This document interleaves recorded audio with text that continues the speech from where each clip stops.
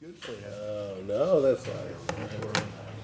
Good morning, everyone. Welcome to the Muscatine County Board of Supervisors meeting for Monday, September 23rd, 2019. We'll call the meeting to order. First item of business is to review the agenda. Move to approve as presented. Second. It's been moved by Jeff and seconded by Santos. All those in favor? Aye. My motion passes. Item number 3, receive comments from the public. Anybody here? Jim's jumping. Who wishes to address I don't see anybody else. board on a subject not on our agenda? Please state your name and address for the record. Jim Meredith, 1986 Bayfield Road. Got a couple things. First one is, I want to compliment and thank the county for what they've done out on Bayfield Road. I don't know how many places they've done it other places, but for what they've done so far, they've made it like a super highway. They've pulled the ditches, pulled the site center in, they've got a good crown in the road. I mean, that road is great. They need a little gravel in a couple spots, it's muddy, but otherwise, it's great. I wish they would do it all now, but I understand it takes time. Secondly is, I haven't seen or heard a word about my ditch problem out there. I was told that Mr. White would look into whether I was on the schedule, and I haven't heard a word, haven't seen anybody.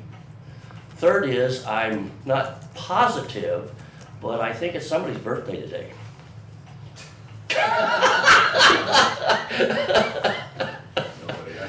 I think Mr. Holliday's birthday's today, so I just wanted to wish him a happy birthday. Happy birthday. Happy birthday, Dan. Happy 35. Yeah, there you go. Thank you. Anyone else? Alrighty. Item number 4 is discussion and possible action to approve claims dated September 23rd, 2019 in the amount of $562,310.09. Move to approve. Scott has moved. Second. Santos has seconded. All those in favor? Aye. Motion passes. Item number 5, items with Information Services Director Bill Riley. Good morning, Bill. Good morning. Here to talk about renewal of a contract with Tyler and CenturyLink. The Tyler Eagle contract will lock us in for the next 5 years on that. The pricing, $11,667 a year, is actually the same as the current pricing. And that is the software that the recorders use and other offices inquiry into. So, don't have any qualms in moving forward with that, but Yeah, I'll move to approve. Jeff has moved to approve. Is there a second? Doug has seconded. Any further discussion? Just, do we normally do 5-year contracts with them? that's what they're doing now. That's the Tyler. It used to be annually, I believe, Okay. and now they're doing a 5-year, which includes all updates, upgrades within that time period, as opposed to once every X number of years having to do a complete repurchase of the software. Is there any percentage increases per year as we go out, or we're This staying the is, same price? this is locked in for 5 years. Okay. And again, it's the same that we've been paying for the last 5 years. So, All right, sounds good. All right, thank you. That's all I have. Anyone else? All those in favor? Aye. Those opposed? Motion passes. next item was the CenturyLink contract for the PRI at Community Services. Discussed it with Felicia at Community Services. She is good staying with the PRI, and she was all right with the 5-year contract. 5 years saves us about $40 to $50 a month versus the 3-year contract. Bill, just a general question, with MPW getting into the phone business, is that an opportunity to look at on some of these Smaller locations. services? Well, even that location, could they handle that? Well, they're a smaller location. That is something we would need to have more information on. And I don't know that MPNW is doing small business yet. I know that they were doing home. I haven't. And that's really- all voice over IP, right? Which Correct. Which, There's yeah, pluses and minuses, yeah. right. We did switch to voice over IP here back in, I believe, March or April. And not through Who are we using that? We're using CenturyLink. So we've got like a DSL line. Actually, we're using the backup fiber connection that we had, and to the best of my knowledge, everything has gone well with that. And compared to the PRI, where the trunk was across the alley, we were having problems where it was going down. Was there a pretty good savings on that, or? Actually, that's probably costing us a little more going to the SIP, or the voice over IP or SIP service. But it has some features that we didn't have with the PRI. And the fiber here for this complex is ours, right? We have a MPW services one point and then we branch. Well, MP&W brings in our internet and our connection between here and them for Magic. And then we lease lines from them going to community services and to the engineering sheriff's office areas. Bill, I had spoken with Jen Watkins at Veterans Affairs Commission, and they, I guess, had some problems with their phone bill has doubled recently. That could just be because we're off of contract, Okay. and that was because CenturyLink was going through some changes. Moving, I don't know if they had dedicated government reps before, but they've changed our rep.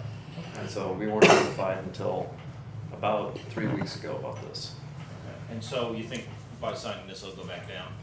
It should, and I haven't seen the contracts that they currently have, or that haven't seen their invoices, so I'm not sure why or what that may have been. On a side note, we are working with somebody to look at and audit all of our phone bills to see that we're not paying for services that we're not getting or lines that are no longer in existence. We're just working on getting that started, so. Thank you. And are you managing all the telco infrastructure now?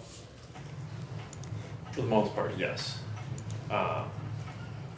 Lucas manages the phone systems in this building and community services, as well as I believe they have the jail, sheriff's office. But they're all under your purview. Right, that Yeah. we're going to be renegotiating our contract for all of our POTS lines, once the new rep gets up to speed on our account. So that's already been under discussions. Okay. Okay, so I'd move to approve the agreement with CenturyLink. Jeff has moved to approve the CenturyLink agreement. Scott has seconded. Any further discussion? All those in favor, aye? Aye. Those opposed? Motion passes. Okay, just other information, since I haven't been here for a little while, is I did bring up about 4 months worth of help desk reports for you. Everything is relatively normal. We're staying in that basic 95 to 105 range per month for tickets. In May, there were a couple increases on hardware, but they were simple things such as failed monitor, failed mouse, and items like that. There were some software issues, and a lot of that was a result of both Encode or Eagle updates. And those we don't have control over. They just push those out as they have them tested and ready to go. But basically, it was just removing the shortcuts off of the users' desktops. We just needed to recreate those, and some ongoing Java issues. June, we did an upgrade on the attorney server and their software, which there is a known issue with that since the upgrade, that the company that provides that software is working on to find a resolution. But that to this point has not been resolved. So there's a large uptick for the attorney's number of tickets. July, at the very end, you'll see that on the 31st that there was a large increase in tickets submitted that day, and most of those I believe were after hours, and that was just basically where I believe Chrissy was going into the system and bulk adding tickets that she did not put into the system from where people had directly contacted her, whether it be in person, phone, or emailed her directly. And then several things in August about how to, and that was just basically for some people setting up user email accounts when they move desks recommendations on software, whether it be in the office or for personal use. And then, there were some repeat questions that we have every so often when there's changes to an update or something like that. Just some things that we have to answer every so often. And if there's questions on those, you can let me know. If you want the raw data, I can send that to you as well. Bill, we seem to have a lot of software items here on most of these. Are we running like Windows 10 on our systems right now? We are in the process of moving the last of our systems over to Windows 10, as well as updating all of our servers to 2016. Okay. So that is something that we're aware of timelines, and we're down to, I believe, about the last 30 machines. So, and we manage about 150. We're doing that, or are we outsourcing that We do that conversion? in-house. We do that in-house, okay. So, also in this time frame, we did change our security software vendor, and have rolled that out pretty much 100% at this point. So, and you can reach out to me outside of a public forum if you'd like, and I can let you know what we moved to. Oh, that's fine. Okay. Just for personal reference, there is a very active email campaign going on right now, malware of the Imitat variant. They are using recognized and known branding in the email, and that's helping them gain traction in some things. Last week, out of 75% of the messages that were quarantined for malware, at least 45% of those did have Imitat. So that we were seeing personally, at Muscatine County. On Friday, we had a total of 46 emails come into the system, and 37% containing Imitat.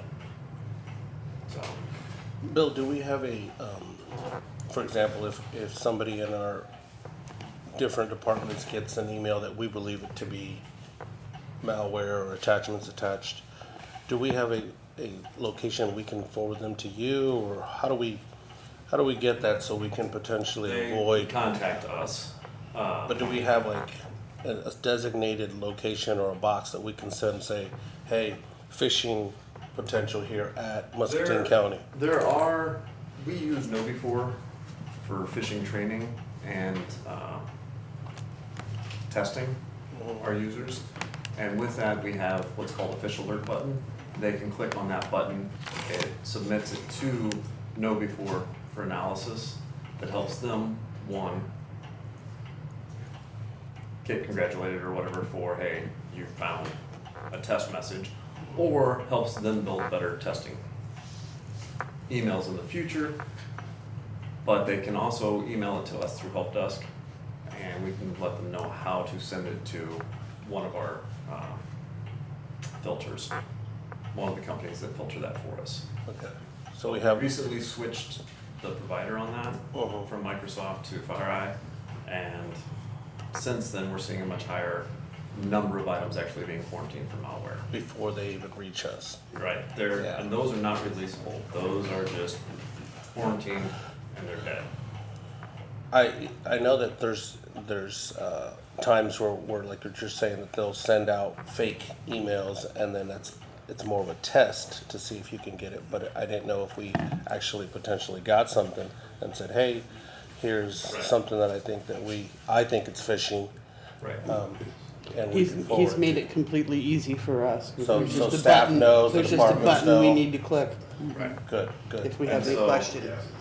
We do have multiple layers that things go through. Yeah. But hopefully, even if something were to be delivered to an inbox, it would either be protected at the desktop, security Yeah. client, or that our web filter would not Gets it. prevent it from reaching its command and control is what a lot of those are called.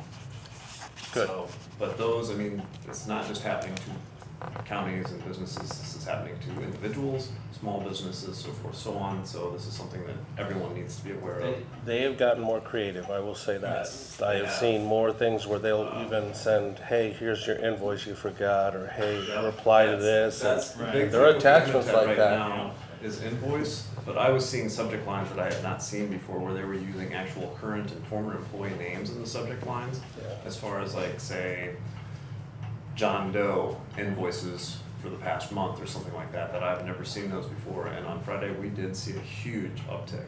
In about 2 minutes, there were 23 that came in and were blocked.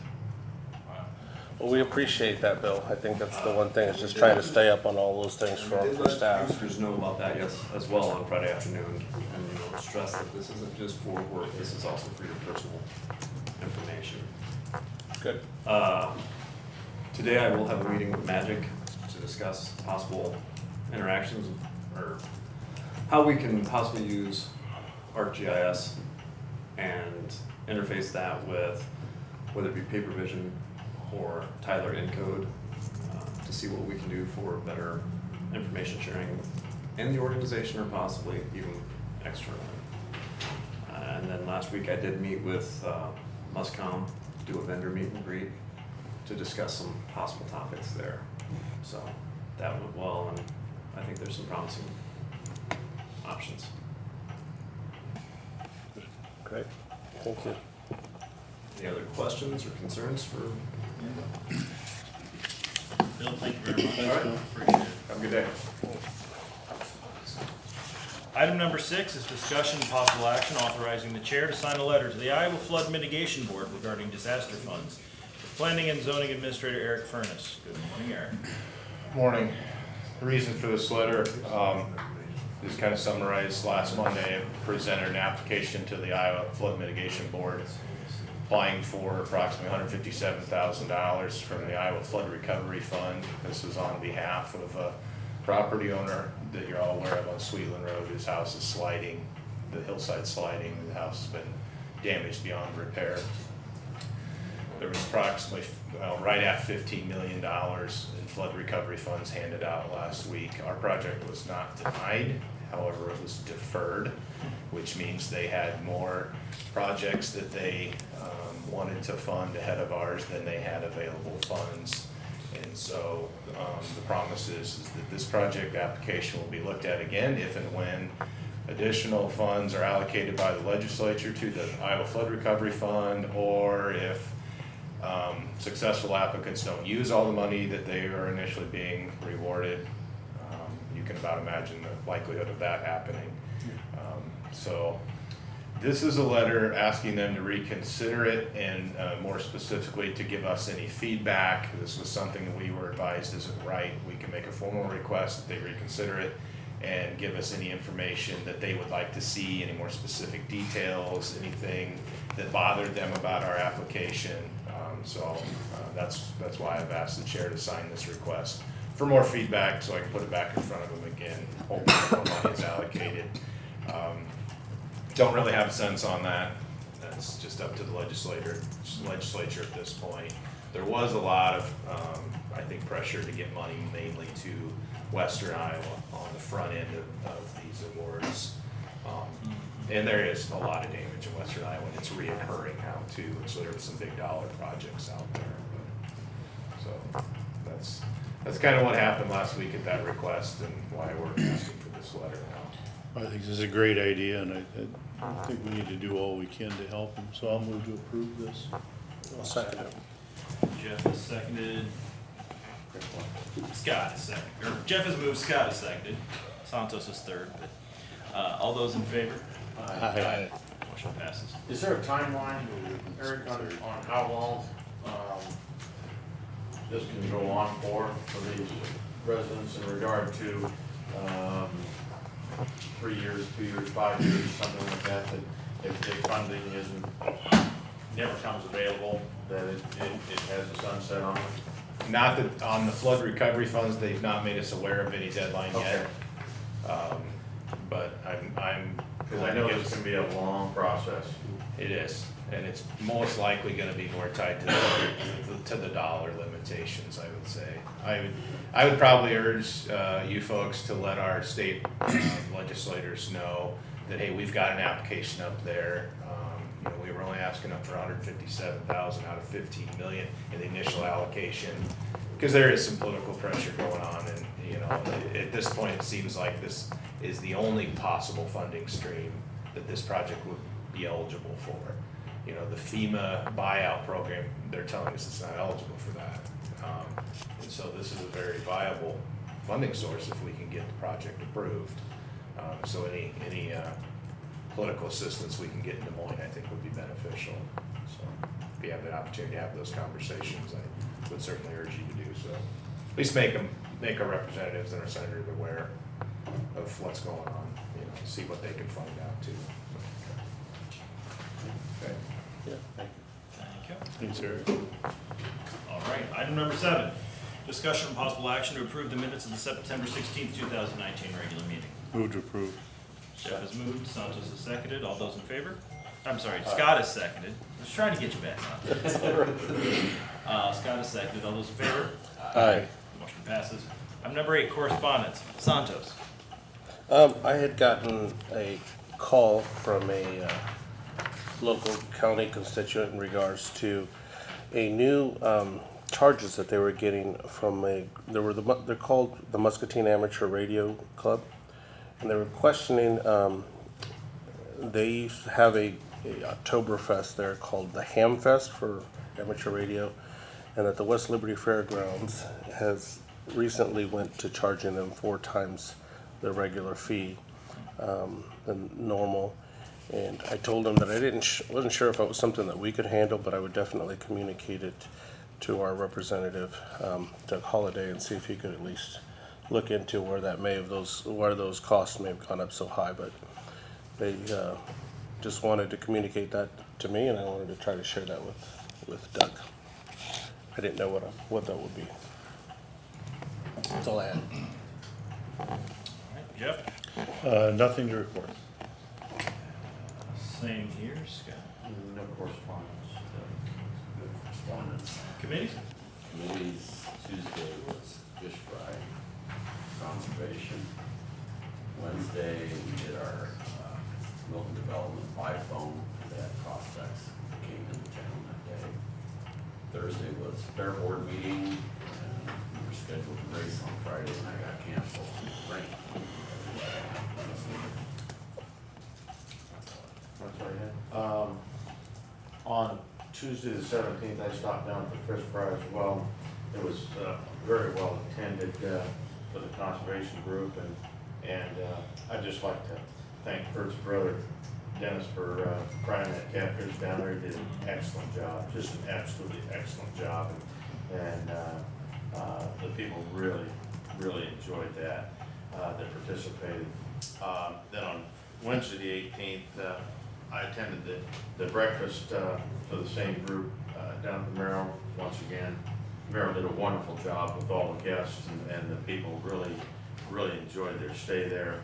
I talked to numerous ones about it, and then I participated on the boat ride down the river, and a lot of people that never even been on the Mississippi River, they were pretty awestruck in regard to locking through, because they locked through 2 different sets of locks to come down, and just great conversation with people around the state that have never been on that body of water. So I'm sure Kurt's group would be very pleased with how that turned out. Yeah, that's all I have.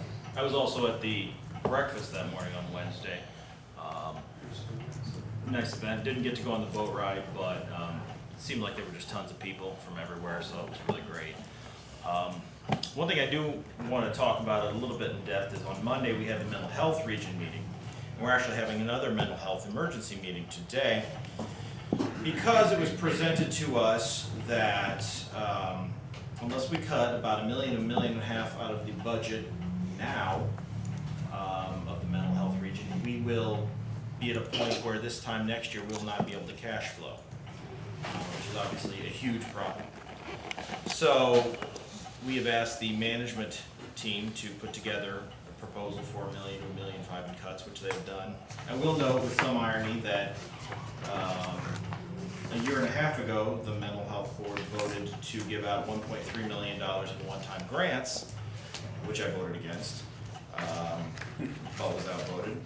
Now, that wasn't completely irresponsible because at that time the regime in place was Senate File 504, which required us to cut our budget quickly in order to get under a certain cap. So feverishly we went about seeing how we could offload money in a productive way, and we entertained grants that were supposed to be one time and spent within a year. We've had some difficulty with that.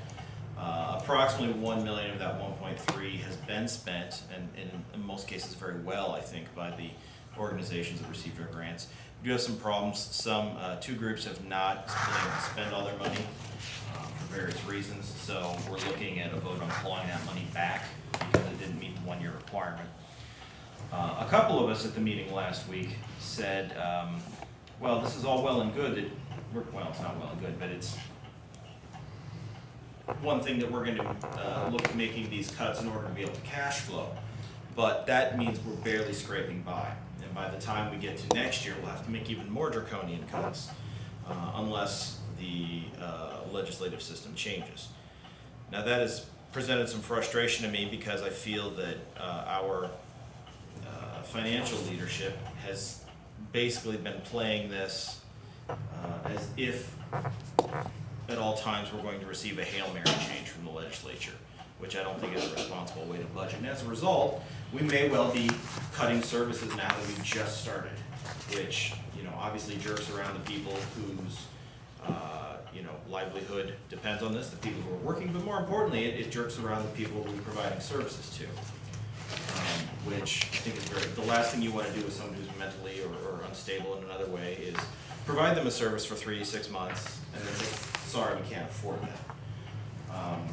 It's very frustrating to me. I've been in meetings with our community services director, Felicia Toppert, and she shares a similar frustration. I don't want to put words in her mouth, but I can say that she's not happy with the budgeting process that we've been through. So we have invited everybody and their mother to come to this thing today. We've invited the legislators.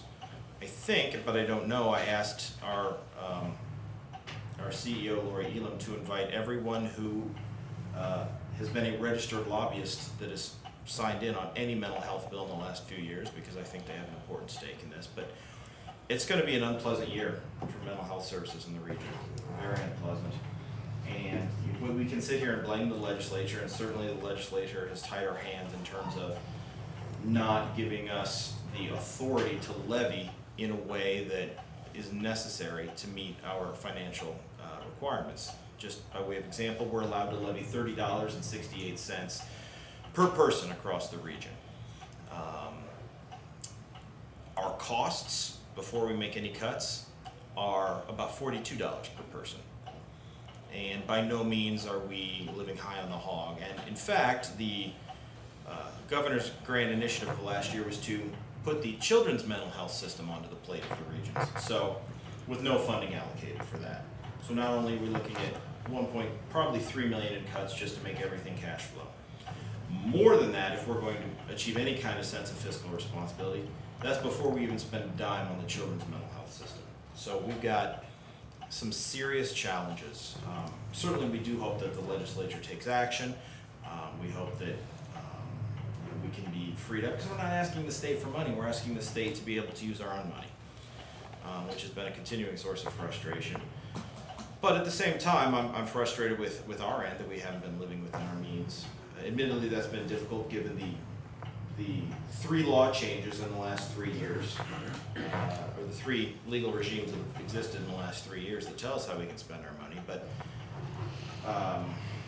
we've got some problems, and I just want everybody out there to understand that if a service that you are relying on is cut, it's not because we don't value it. It's not because we don't want to. We simply do not have the money, and unless we make cuts, everybody is going to wind up without a mental health system. So that's what we're going to do today. Not super looking forward to it, but I will report back to you next Monday with the changes that have been made, and hope everybody, and try and help everybody to prepare for the coming realities. Jeff? Yeah, you're bowl of sunshine. Yeah. It's very frustrating to me, you know, because those that recall, we went back to when they implemented the regionalization, we were at $55 per capita in mental health spend in the state. and the system was underfunded by about 21 million statewide. And so here we are circa 5, 7, 8 years later, I don't know how many years we've operated that. We've reduced our cost to $42 per capita, but we've never allowed the local authorities to levy in such a manner as to maintain the services. It's just very, very frustrating. I have no committee reports. Okay. Santos. No committee reports on it. Alrighty. Next up, receive information from county employees. Anybody want to jump up and give us anything? Nope. Number 11, items of the administration office. Item A is action authorizing the chair to execute a contract with Swanson Construction in the amount of $1.31 million for the Muscatine County General Services Maintenance Facility Project. I'll move to approve. Second. We have a motion by Jeff, a second by Santos. Is there any discussion? Looking forward to this project. I think it's going to be an excellent building and a good move for the county and for downtown here. All those in favor? Aye. Those opposed? Okay. Item 11B is discussion and possible action to approve resolution 09231901, suspending the collection of taxes. And I included a memo in your packet regarding the specifics of this situation. That this is something that you certainly have the right to suspend this individual's taxes if you choose to. But I don't believe it falls under the code section that mandates that you shall.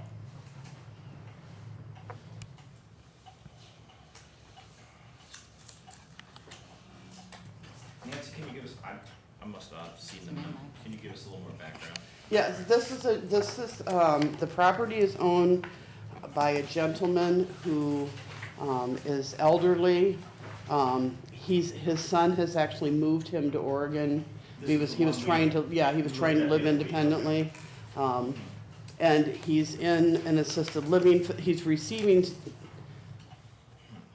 state aid from the state of Oregon, and he's in assisted living, but the end result of all of what the money he has to apply to that also, he has no extra money to pay his taxes or anything. They are in the process of trying to sell the home, is my understanding, but their concern is they're not able to pay the taxes that are due now, and do not want the home to get put on Tax sale. on tax sale.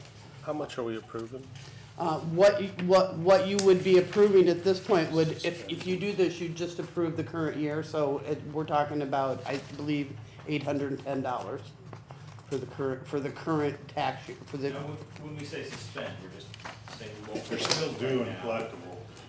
Right, We recoup at the closing. right, we're saying they don't have to pay them by the deadline, and they're not gonna accrue any interest or penalties. Part of that agreement is that once they sell the house, at that point, those taxes would have to be caught up. And there's a code section that says if we receive notice from DHS that they are receiving certain kinds of benefits, then the board shall suspend. After doing a bunch of research in terms of what they had sent me that this gentleman is receiving, I don't think that falls under our particular code section, the Iowa code section. However, there's another section that says that at any time that an individual, anytime an individual can't pay their taxes, they can petition to the board a request to either have their taxes suspended or abated. And you guys can determine that they are unable to contribute to public welfare, and you can suspend or abate those taxes. Now, granted, that's something that in the 25 years I've worked for the county, probably suspensions have only been done less than 5 times. And you guys, the board has never done an abatement. So if you decide to do this, you're certainly taking an action that's rarely done by the board, but you're able to do so. Would we be suspending them indefinitely or giving them a time frame? It's just that if you, under the code section, under the code section that this falls in, you're only suspending back taxes and current taxes. He has no owed back taxes, so you're only suspending the current year. If they didn't sell that house within a year and they would have to come back to you if they wanted to suspend them further. Could we just suspend for 6 months? The way the code section reads, you're suspending them for the year. On your, information here, it says section 427.9. If a person is a recipient of federal supplemental security income or state supplementary assistance or is a resident of a health care facility. Does that gentleman fall into that? I don't believe he does, because when it talks about the state assistance, if you go in farther and read the code sections that apply to that, it's referring only to Iowa, Uh-huh. because it's Iowa code. He doesn't receive the federal, social security supplemental income. That's not the kind of benefit that he's receiving. And from my reading the definition of what they consider, the facility, the reference to the facility, from my research on that, I don't believe that the facility that he's in meets that qualification And either. this gentleman is currently living in Oregon, he took me to Oregon, Yes, and I'm assuming then this dwelling is sitting empty? I believe so. That would be my understanding, that the home is sitting here empty, and that the son has said they are in the process of trying to sell it. They hope to sell it, he has said they hope to sell it soon. I guess he hasn't specifically said they're in the process of doing so, but they hope to sell it soon. Do you know if they're going to list that property? I do not know that.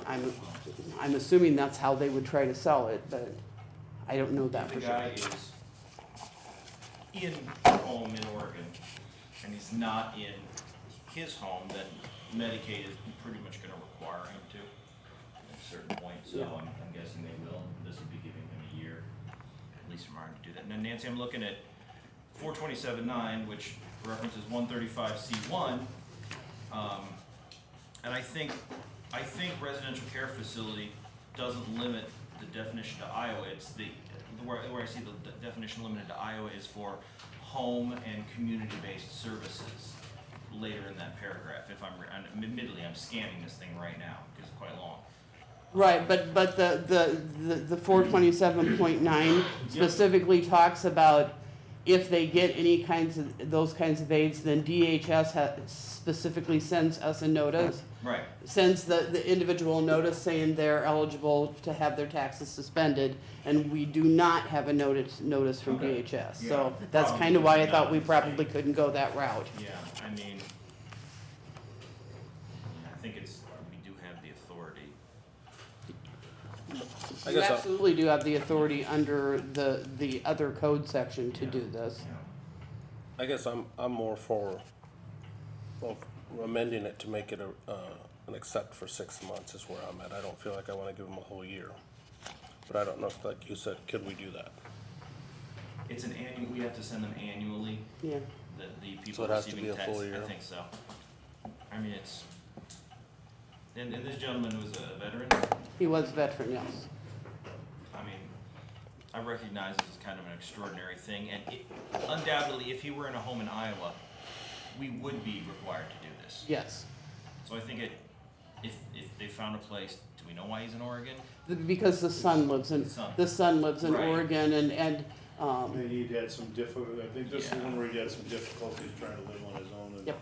it just made perfect sense for the Of course, son. I would hate to send a message that you have to move 2,000 miles to care for your aging veteran parent in order to qualify for this, when, except for an accident of geography, he would get this benefit.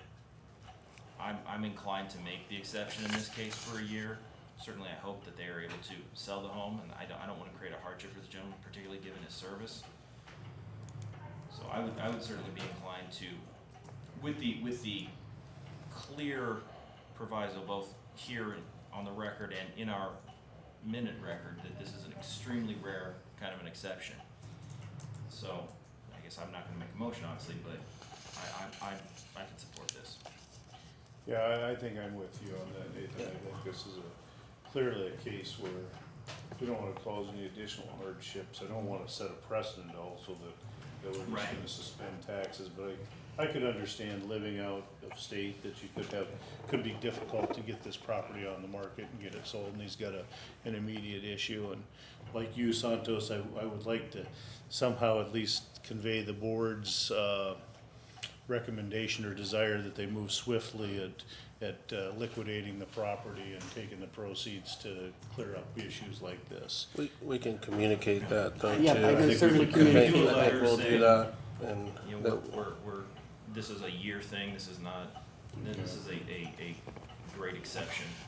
it is, and I will agree in the fact that obviously the hardship is a piece, and for me also knowing that he is a veteran, that is a big piece from me making this approval or request. So I'll make a motion for 1 year of approval for this. Santos has moved to suspend taxes for 1 year. I'll second.